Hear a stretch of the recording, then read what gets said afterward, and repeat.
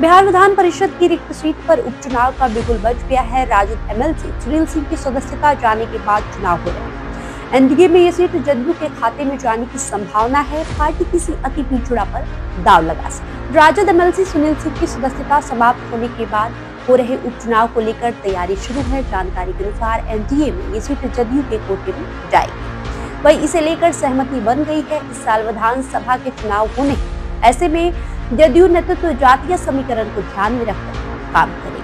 2024 में नीतीश कुमार ने ऊंची जाति, मुस्लिम और पिछड़ा समाज को राज्यसभा और विधान परिषद में भेजकर सम्मान दिया। हालांकि अति पिछड़ा समाज इससे वंचित रहा।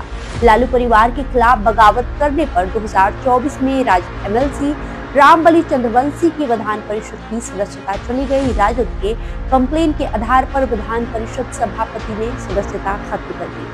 वही रामबली चंद्रवंशी की सदस्यता खत्म होने के बाद खाली सीट सत्ताधारी गठबंधन में जदयू के खाते में गई। मुख्यमंत्री नीतीश कुमार ने इस सीट से पिछड़ा समाज से आने वाले भगवान सिंह कुशवाहा को विधान परिषद भेजा। पिछले साल यानी कि 2024 विधान परिषद के 6 वर्ष वाले हुए चुनाव में नीतीश कुमार ने अल्पसंख्यक समाज से आने वाले खालिद अनवर को रिपीट किया, यानी विधान परिषद में दूसरी बार भेजा। वही जदयू से विधान परिषद भेजे गए उपेंद्र कुशवाहा ने 2023 में इस्तीफा दे दिया। इस्तीफे से खाली हुई सीट पर हुए उपचुनाव में मुख्यमंत्री नीतीश कुमार ने ब्राह्मण समाज से आने वाले राजवर्धन आजाद को व्हीप का उम्मीदवार बनाया। आजाद विधान परिषद पहुंच गए। इसके बाद जदयू ने पार्टी के वरिष्ठ नेता संजय झा, जो कि ब्राह्मण समाज से आते हैं, इन्हें 2024 में राज्यसभा भेजा।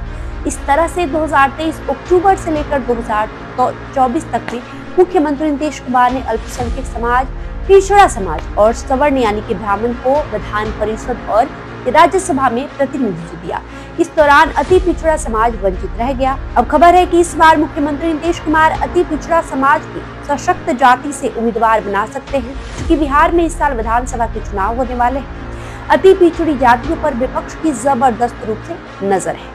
राजद अति पिछड़ों को लामबंद करने की कोशिश में है। वर्तमान में राजद का वीआईपी से गठबंधन है। मुकेश सहनी अति पिछड़ा समाज से आते हैं और बिहार में इस वर्ग की संख्या अच्छी खासी। इतना ही नहीं, आपको बता दें कि राजद का भाकपा माले, जिसका अति पिछड़ों गरीबों में जबरदस्त प्रभाव है, राजद का माले से गठबंधन है। वही कांग्रेस का भी अपना प्रभाव है। ऐसे में सत्ताधारी पार्टी जदयू फूंक फूंक कर कदम रखेगी। जदयू अगर अति पिछड़ों पर फोकस नहीं करी तो विधानसभा चुनाव में खेल बिगड़ सकता है। अब ऐसे में विधान परिषद की एक सीट पर हो रहे उपचुनाव में पार्टी अति पिछड़ा उम्मीदवार दे सकती है।